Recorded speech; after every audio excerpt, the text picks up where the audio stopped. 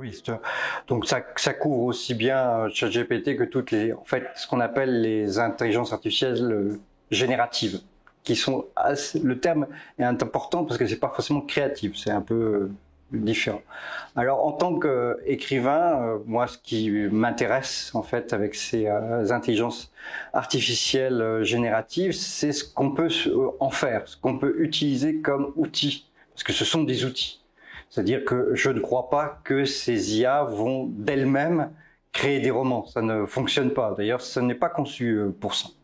Ça peut imaginer des synopsis, ça peut imaginer des idées, mais ça n'écrit pas donc il faut toujours un écrivain. Et je pense que comme ce sont des outils, il y aura toujours besoin d'un écrivain pour faire quelque chose avec. Et en tant que tel, ce sont vraiment des outils vraiment intéressants. On peut s'amuser vraiment sur l'écriture grâce à ces machines. Et moi aussi, je m'en sers de temps en temps pour dépanner sur certains aspects, par exemple pour trouver parfois des séries de mots ou des choses comme ça. Avant, on avait des dictionnaires analogiques qui permettaient, quand on avait une idée approximative d'atteindre le truc le plus précis, maintenant mon réflexe c'est d'ouvrir ChatGPT pour fonctionner par analogie grâce à ces programmes. Donc c'est un outil qui peut être utilisé comme on l'utilisait avant, mais avec du papier. Alors, il peut arriver, en fait, la question, en fait, c'est qu'est-ce que ça peut remplacer, finalement? Ça peut remplacer les écrivains qui, finalement, se contentaient de reproduire des règles, mais sans amener quelque chose de personnel. Il y a toute une partie de l'édition, ce que j'appelle, moi, les producteurs de livres, en fait, qui font des recettes, qui utilisent des recettes. Alors, on peut penser d'une certaine manière, mais c'est un peu plus varié que ça, au roman Harlequin, où il y avait un aspect un peu mécanique.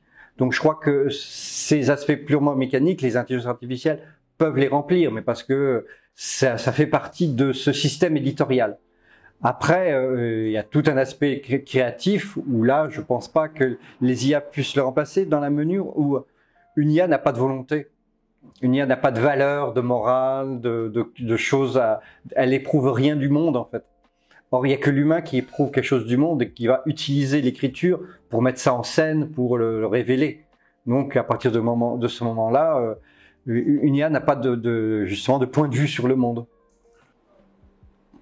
Oula, c'est une grosse question complexe, ça. Il y a d'une part, c'est que ça annule une idée que l'on a un peu finalement de divination, de divinisation de l'acte créatif. De gens de se dire il n'y a que l'acte du créateur qui est tout puissant, etc. Tout ça, ça leur réduit d'une certaine manière. J'aime bien l'analogie que finalement on arrive à une sorte. Il fut un temps, on se disait donc la raison, tout ça, ça faisait partie de l'homme, le calcul, et puis donc les machines se sont mis à calculer, ils calculent bien mieux que l'homme, donc on s'est réfugié, on se dit ah oui mais non, ce qui est propre de l'homme, c'est la créativité. Et puis voilà que justement on a des machines qui produisent quelque chose, une création, et non seulement elles produisent une création, mais cette création, elle touche le public. C'est-à-dire que ce qui se passe avec Midjourney ou autre, on voit bien les réactions du public qui trouve que c'est joli, qui a même une possibilité d'être ému par ces créations. Donc ça détruit cette idée de spécificité, de privilège humain sur un domaine. Et donc ça nous ramène à finalement le fait que nous sommes une espèce parmi d'autres. Et pour moi qui ai toujours écrit sur les intelligences artificielles avec cette perspective-là, de se dire qu'il n'y a pas finalement un domaine particulier où la machine ne peut intervenir et interagir avec les humains, qu'il n'y a pas d'essence de l'homme qui ait une vision un peu finalement divine. Voilà, quand on dit la créativité c'est l'homme, c'est on remet Dieu, on l'a chassé par la porte et on le refait venir par la fenêtre. Donc les IA enlèvent Dieu de la création d'une certaine manière.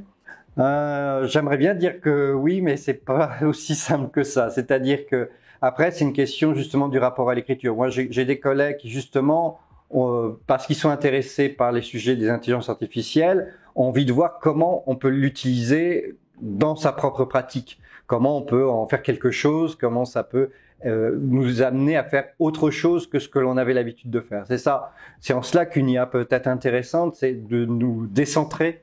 Et donc ça, c'est une démarche pour un écrivain de science-fiction qui est intéressante, puisqu'on cherche toujours à se décentrer, à avoir un regard différent sur le réel. Donc l'IA s'intègre très bien à cela.